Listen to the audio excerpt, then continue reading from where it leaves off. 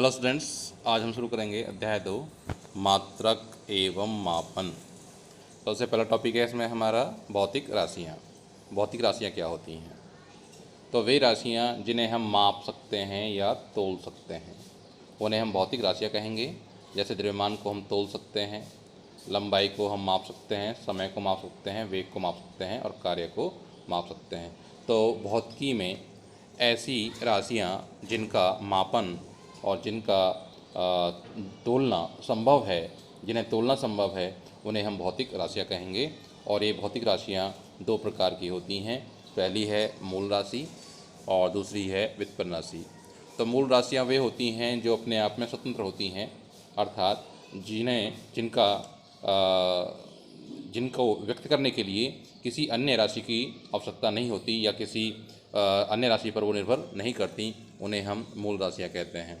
जैसे द्रव्यमान, जब हम द्रव्यमान को नापते हैं तो हम केवल उसके मात्रक के रूप में किलोग्राम को लिखते हैं। यानी द्रव्यमान को व्यक्त करने के लिए हमें किसी अन्य भौतिक राशि जैसे लंबाई, समय की आवश्यकता नहीं होती। तो द्रव्यमान क्या है, इसलिए मूल राशि है। इसी प्रकार जब हम लंबाई की बात करते हैं तो लंबाई को व्यक्त करने के लिए किसी अन्य भौतिक राशि जैसे द्रव्यमान, समय की आवश्यकता नहीं होती, इसलिए हम लंबाई को मूल राशि कहते हैं। उसी प्रकार जब हम समय को व्यक्त करते हैं तो समय को व्यक्त करने के लिए हमें द्रव्यमान या लंबाई की आवश्यकता नहीं होती, इसलिए हम द्रव्यमान, लंबाई और समय को मूल राशियाँ कहते हैं। तो कहने का तात्पर्य ये हुआ कि मूल राशियाँ वे राशियाँ होती हैं जो अन्य किसी राशि पर निर्भर नहीं होती, जो अपने आप में स्वतंत्र होती हैं, उन्हें हम मूल राशियाँ कहते हैं। दूसरी है व्युत्पन्न राशियाँ। वे भौतिक राशियाँ जो मूल राशियों से व्युत्पन्न की जा सकती हैं या व्युत्पन्न की जाती हैं या इन राशियों पर निर्भर करती हैं, उन्हें हम व्युत्पन्न राशियाँ कहते हैं। तो हमने पढ़ा मूल राशियाँ क्या हैं, तो मूल राशियाँ 3 हैं, द्रव्यमान है, लंबाई है और समय है। तो ऐसी भौतिक राशियाँ जो द्रव्यमान, लंबाई और समय के द्वारा व्यक्त की जाती हों, उन्हें हम व्युत्पन्न राशियाँ कहेंगे। अब कैसे? जैसे देख लो, मान लो वेग की बात करें अगर हम, तो वेग क्या है? वेग होता है दूरी बटे समय। क्या होता है वेग? अगर हम वेग की बात करें तो वेग क्या है? वेग बराबर दूरी बटे समय। तो अब दूरी क्या है, या दूरी की लंबाई है और समय क्या है? मूल राशि है, तो यहाँ दूरी मूल राशि होगी और समय भी क्या हुआ? मूल राशि। तो जो वेग है वो मूल राशियों पर निर्भर कर रहा है। वेग का एक्सप्रेशन या वेग का स्पष्टीकरण किस पर निर्भर कर रहा है? लंबाई और समय पर। तो इसलिए वेग क्या है? वेग है व्युत्पन्न राशि। ऐसे संवेग क्या है? संवेग है मात्रा गुणा वेग। तो हम जानते हैं मात्रा मूल राशि है और वेग भी क्या है? मूल राशियों से मिलकर ही बनी हुई है, तो संवेग भी क्या है? व्युत्पन्न राशि है। ऐसे ही बल, बल क्या होता है? बल होता है मात्रा गुणा त्वरण। तो मात्रा क्या है? मूल राशि है और त्वरण क्या होता है? वेग बटे समय। तो हमने देखा वेग क्या है? मूल राशियों से बनी है। समय क्या है? मूल राशि है। तो हमने देखा कि ये संवेग, बल, कार्य, ये ऐसी भौतिक राशियां हैं जो मूल राशियों के ऊपर निर्भर करती हैं, या ये उनसे बनी होती हैं, या उनसे उत्पन्न हो रही हैं, या उनसे व्युत्पन्न किया जा रहा है। क्या कहेंगे इसे हम? व्युत्पन्न राशियाँ। तो कहने का तात्पर्य यह है कि मूल राशियाँ ऐसी राशियाँ होती हैं जो अपने आप में स्वतंत्र होती हैं और इन्हें व्यक्त करने के लिए अन्य भौतिक राशियों की जरूरत नहीं होती, जबकि व्युत्पन्न राशियाँ वे राशियाँ होती हैं जिनका एक्सप्रेशन या जिन्हें व्यक्त करने के लिए मूल राशियों की आवश्यकता होती है। ये अपने आप में स्वतंत्र नहीं होती। ठीक है। अब हम देखेंगे कि मात्रक क्या होता है।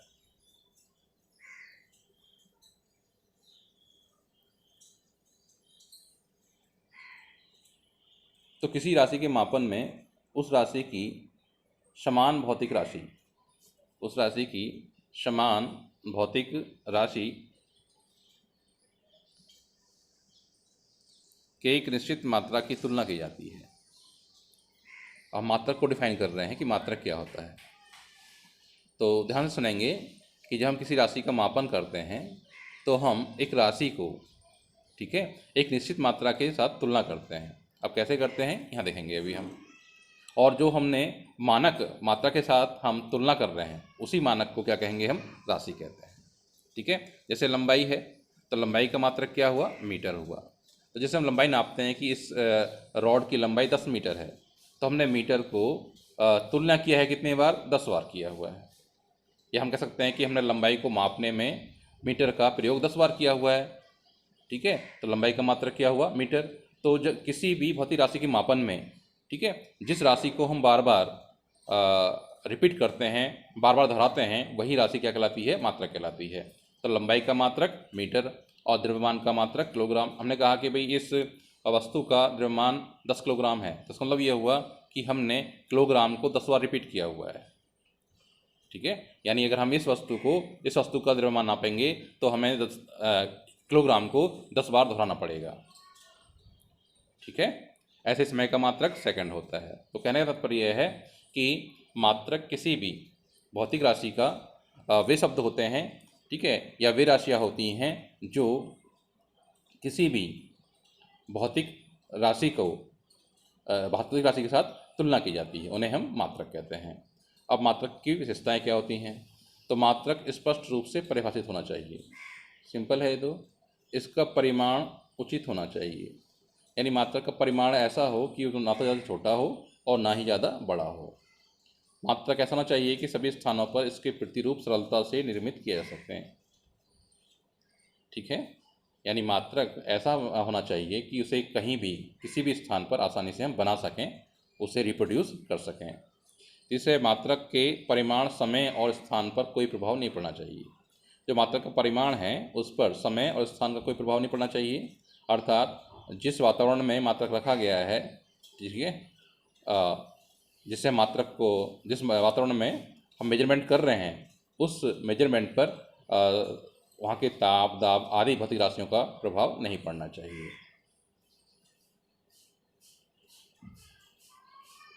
और मात्रक अंतर्राष्ट्रीय स्तर पर सर्वमान्य होना चाहिए। अब हम बात करेंगे परिमाण की। ये परिमाण क्या होता है?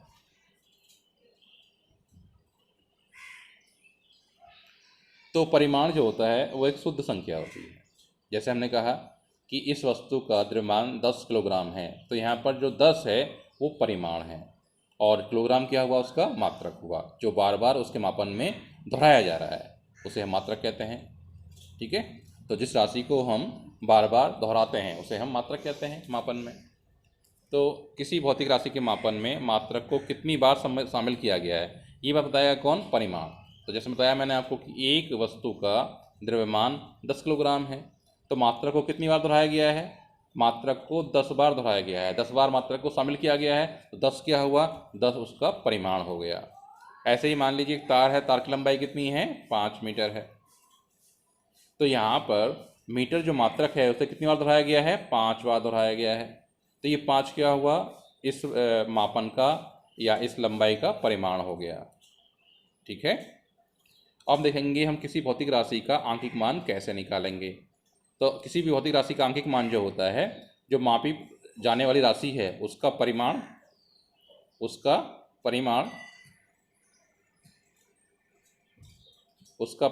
और बटे मात्रक। ठीक है, तो मान लीजिए परिमाण वो कितना है? Q है, और मात्रक कितना है? U है। तो अब ये ध्यान रखेंगे आप कि जो परिमाण होता है वो मात्रक पर डिपेंड नहीं करता है। आप मात्रक कोई भी ले लें, किलोग्राम ले लें या ग्राम ले लें या मिलीग्राम ले लें, जो वस्तु तोली जा रही है उसका परिमाण तो हमेशा नियत रहेगा, यानी Q क्या रहेगा? हमेशा नियत रहेगा। ये मात्रक छोटे बड़े होते हैं और मात्रक छोटे बड़े होने के आधार पर इस n का मान छोटा बड़ा हो सकता है या हो जाता है। अब कैसे? जब ये Q नियत हो गया तो आप इस Q को हटाएंगे यहाँ से, तो जो आपका इक्वल का साइन था यहाँ पर, ये बदल जाएगा समानुपाती के चिन्ह में। तो ये हुआ कि n समानुपाती 1/u, या जो आंकिक मान है भौतिक राशि का वो मात्रक के व्युत्क्रमानुपाती हो गया। यानी कि जो भौतिक राशि, ठीक है, किसी भौतिक राशि का जो आंकिक मान होता है वो उसके मात्रक के व्युत्क्रमानुपाती होता है। अगर मात्रक बड़ा होगा तो आंकिक मान छोटा होगा, और अगर मात्रक छोटा है तो आंकिक मान बड़ा होगा। जैसे 1 मीटर, तो 1 मीटर में कितने सेंटीमीटर? तो 1 मीटर बराबर 100 सेंटीमीटर। तो यहाँ पर देखें, सेंटीमीटर क्या है? छोटा मात्रक है, तो आंकिक मान बड़ा हो गया। यहाँ मीटर क्या है? बड़ा मात्रक है, तो आंकिक मान छोटा हो गया।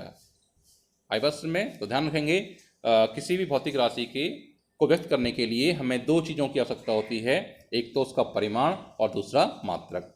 ठीक है, यानी कि Q = NU, जब भी आप किसी भौतिक राशि को लिखोगे तो क्या लिखोगे, n इंटू यू। n क्या है यहाँ पर, उसका आंकिक मान है, और u क्या है, उसका मात्रक है। हेलो स्टूडेंट्स, अब हम पढ़ेंगे मात्रकों की प्रणालियाँ। मात्रकों की प्रणालियाँ क्या होती हैं? तो मात्रकों का एक समुच्चय होता है, एक समूह होता है, जिसका उपयोग हम सभी प्रकार की मूल राशियों एवं व्युत्पन्न राशियों के मापन में करते हैं। कहने का तात्पर्य यह है कि हमारे पास मात्रकों का एक समूह होता है, जिस समूह के द्वारा हम उस पद्धति में या उस प्रणाली में उस प्रणाली से किसी भी मूल राशि या व्युत्पन्न राशि का मापन कर सकते हैं। और ये बात आपको और क्लियर हो जाएगी अभी। और मापन की जो है 3 पद्धतियाँ होती हैं या 3 प्रणालियाँ होती हैं। पहली है CGS। यहाँ पर C का मतलब सेंटीमीटर है, और G का मतलब ग्राम है, और S का मतलब सेकंड है। कहने तात्पर्य ये हुआ कि CGS पद्धति में लंबाई का मात्रक सेंटीमीटर, द्रव्यमान का मात्रक ग्राम तथा समय का मात्रक सेकंड होता है। और इस प्रणाली को गॉसीय प्रणाली भी कहते हैं, ध्यान रखेंगे इसे आप, ठीक है। फिर दूसरी है आपकी MKS प्रणाली।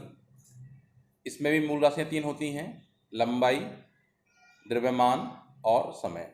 यहाँ लंबाई का मात्रक मीटर, द्रव्यमान का मात्रक किलोग्राम और समय का मात्रक सेकंड हो गया। और इस प्रणाली को जॉर्जी प्रणाली कहते हैं। प्रणालियों के नाम याद रखेंगे, कंपटीशन में कभी कभी मैचिंग करने के लिए या वैसे ही पूछ दिया जाता है। तीसरी है FPS प्रणाली। तो FPS प्रणाली में लंबाई का मात्रक फुट होता है, द्रव्यमान का मात्रक पाउंड होता है, और समय का मात्रक सेकंड होता है। और इस प्रणाली को ब्रिटिश प्रणाली कहते हैं। फिर है इसके बाद मात्रकों की अंतर्राष्ट्रीय प्रणाली। ये जो प्रणाली है अंतर्राष्ट्रीय प्रणाली, जिसे हम इंटरनेशनल सिस्टम ऑफ यूनिट्स भी कहते हैं, इसमें मूल राशियों की संख्या 7 है। बाकी जो हमने ऊपर तीनों पढ़ी थी, तीनों में प्रणालियों में MKS में, FPS में और CGS में मात्रकों की संख्या कितनी थी? 3 थी। लेकिन जो अंतर्राष्ट्रीय प्रणाली है, इसमें मात्रकों की जो संख्या है वो 7 हो गई है, यानी 4 मात्रक यहाँ पर बढ़ गए हैं। अब कौन कौन से बढ़े हैं देखते हैं। तो इसमें 3 मात्रक तो वही यांत्रिकी वाले हैं, जैसे लंबाई का मात्रक मीटर, द्रव्यमान का मात्रक किलोग्राम और समय का मात्रक सेकंड। ये तीनों राशियाँ यानी द्रव्यमान, लंबाई और समय, ये तीनों राशियाँ यांत्रिकी से ली गई हैं, इसलिए इन्हें यांत्रिकी मात्रक कहते हैं। चौथा है ताप भौतिक राशि है। जो ताप भौतिक राशि है उसे हम ऊष्मागतिकी में पढ़ते हैं, और इसका मात्रक केल्विन होता है। फिर है विद्युत धारा को हम विद्युत चुंबकत्व में पढ़ते हैं, और इसका मात्रक होता है एम्पियर। प्रकाश तीव्रता, इसे हम प्रकाशिकी में पढ़ते हैं, और इसका मात्रक होता है कैंडेला। और लास्ट में है आपका पदार्थ की मात्रा, जिसका मात्रक मोल है। इसके अतिरिक्त SI सिस्टम में या SI पद्धति में 2 पूरक राशियाँ भी हैं। पहली है कोण और दूसरा है घन कोण। कोण का मात्रक रेडियन होता है, और घन कोण का मात्रक स्टेरेडियन होता है। तो ये तो थी सिस्टम ऑफ यूनिट्स, ठीक है, या मात्रकों की प्रणालियाँ। तो मात्रकों की प्रणाली क्या हुई? तो मात्रकों की प्रणाली मात्रकों का ऐसा समुच्चय होता है जिसका उपयोग हम किसी भी मूल राशि को या व्युत्पन्न राशियों के मापन में करते हैं। और ये मुख्यतः 3 प्रकार की होती हैं, CGS, MKS, FPS। और जो हमारी मात्रकों की अंतर्राष्ट्रीय प्रणाली है SI सिस्टम, ये एक तरीके से जो MKS प्रणाली है इसका ही मॉडिफाइड फॉर्म है, ठीक है, इसका परिवर्तित रूप है। तो आज यहीं तक, धन्यवाद।